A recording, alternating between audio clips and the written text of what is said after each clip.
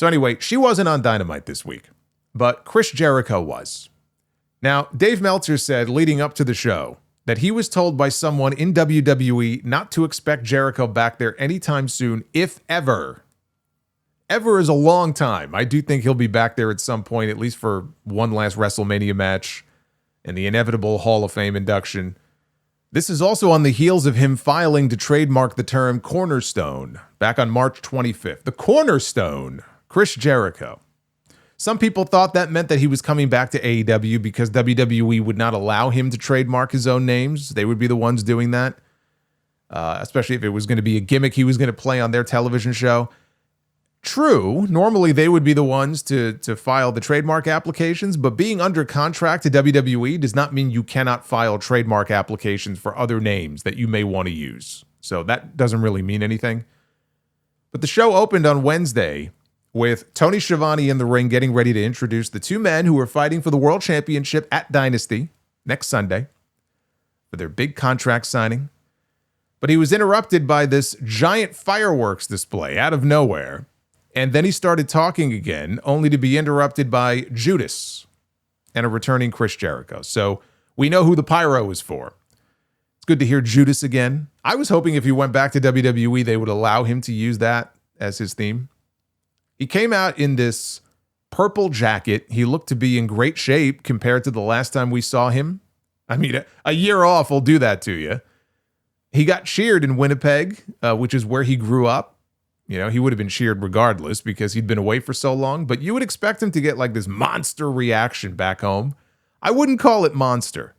He got a very good reaction, but he milked it for far too long to the point where the crowd got quiet and it just came off as awkward after a while. Like he was expecting it to be louder and more sustained than it was. Like this was not Hogan in, God, where were they? Was it Montreal? That SmackDown after WrestleMania 18? God, I want to say it was Montreal. I could be wrong. It was somewhere in Canada, though. And they had like that 5-minute standing ovation. Like this was not that. Okay. It was almost like he was maybe expecting something kind of tantamount to that. So it was a little awkward. They sang his song, but the longer he stayed out there, you know, pandering to the crowd, actively trying to get them to cheer more, it didn't come off great. And after a few minutes of this and taking it all in, he simply shouted, "Winnipeg! AEW, I'm home." And then he hugged his dad and a few other people in the front row at ringside, and he left. Total babyface return. Not even a hint of what he's doing next or what direction they plan to take with him or even the next time we're going to see him. I hope it's not often. I said this to someone on Twitter even before he came back. With another reinvention, he could get a few months of goodwill out of the audience until they get sick of him again. And they will get sick of him again. So there'll be that initial honeymoon phase, and then the reality will set in like, oh, okay, Jericho's back. Like, the Learning Tree stuff was awful, and they never even gave it a proper ending. I mean, he should have put over Big Bill in a match. What a fucking waste that was. Instead, Big Bill is relegated to Ring of Honor with barely any appearances on Collision, let alone Dynamite. And by the end, you know, Jericho had go-away heat with me. He had go-away heat with a lot of people. Taking time off was the best thing that he could have done for the product and for himself if he was ever going to come back. And per PW Insider, it sounds like he's back for a long time. Mike Johnson is reporting that the general belief backstage was that Jericho came to terms with AEW on a brand new deal. So this is not a case of Jericho only coming back because Tony Khan tacked time onto his existing deal, which he may have. He actually signed a brand new contract to keep him there for what I have to assume is going to be at least a few years. Johnson says Jericho was not backstage at all before the show. They wanted to keep his return hush-hush. Jericho posted a video on his Instagram sitting in a car waiting to go into the building 10 minutes before the show. And after, he was going around introducing himself to all the talent that he didn't know, because they've introduced a lot of new faces in the year that he's been gone. He was scouting fresh meat. First, it was the Inner Circle. Then it was the Jericho Appreciation Society. Then it was the Learning Tree. He's scouting for his next group. Here's the key to this working out. The key to Jericho's longevity, okay, going forward at 55 years old, is to use him sporadically. No one is clamoring for Chris Jericho to be on weekly television doing the same redundant shit or wrestling weekly on Dynamite. Okay, nobody wants to see that. I don't believe that anybody wants to see that. And that's the worst thing that you could do with Chris Jericho right now. Now, I don't know if he's going to reinvent himself again, what that might look like. We didn't really see that on Wednesday. Whether he does or he doesn't, Jericho should not be on the show every single week. And they should be selective with who they have him working with. Make it mean something. To the extent that there's value left in him putting people over.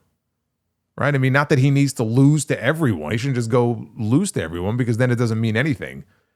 But pick those names that you think could really benefit from it. And also pick bigger names that he hasn't worked with before. Or he hasn't worked with, ever. Not just in AEW, because he's pretty much worked with them all by now. Kenny Omega, right? He worked with him, but that was in New Japan. Will Ospreay, MJF, Darby Allin, he worked with him too already, although that was very early on. I think that was on one of the first episodes of Dynamite that they ever did.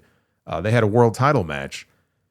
And so that's the problem, right? It feels like he's worked with all of these names. He's done everything that there is to do there. Find the ones that he hasn't really had a program with. Find those newer names that maybe they can benefit from, working with Chris Jericho if you use him in the right way. But we don't need to see him on television every week. They've outgrown him. AEW has outgrown Chris Jericho. He was such an important piece of the puzzle for them when the company was first launched. He gave them credibility. He helped land them a TV deal. The first AEW world champion, right? He was the right choice for that spot. But it's been 7 years. They put the Ring of Honor world title on him because they wanted to get a Ring of Honor television deal. Didn't work. You got to be more selective in what you do with him. Not unlike Sting. Tony Khan knew how to use Sting the right way. It remains to be seen if he could do the same thing with Chris Jericho. I also feel like Jericho has enough say and influence over what he does that Tony Khan kind of like he does with Jon Moxley is just going to let him do what he wants. And is probably going to show him a lot of deference out of respect. So I would hope Jericho is probably thinking along the same lines, like I got to be selective in what I do. But I'll tell you what, though, if Jericho manipulated the situation into a better deal with AEW and never really had any great interest in leaving and going back to WWE, he's a savvy guy. He's a savvy guy. I don't know how close that ever actually came to happening. He's been under contract with AEW this entire time. So how much direct communication he would have even had with WWE, I have no idea. But it's entirely possible he never really wanted to go back. And he just used this to get himself a better deal to stay right where he is. Like, think about it. Why would he leave?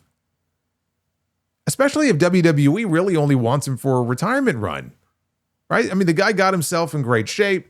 He has no interest in retiring anytime soon.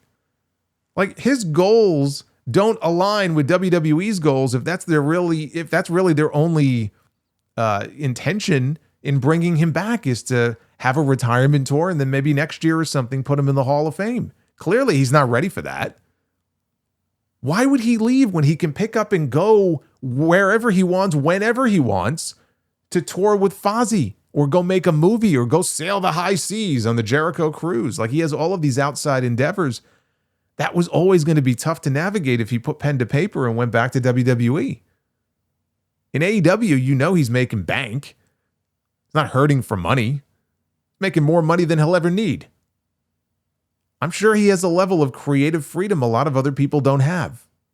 Right? We don't even know if he has EVP power in the company. Or any of the benefits that go with that. He probably does.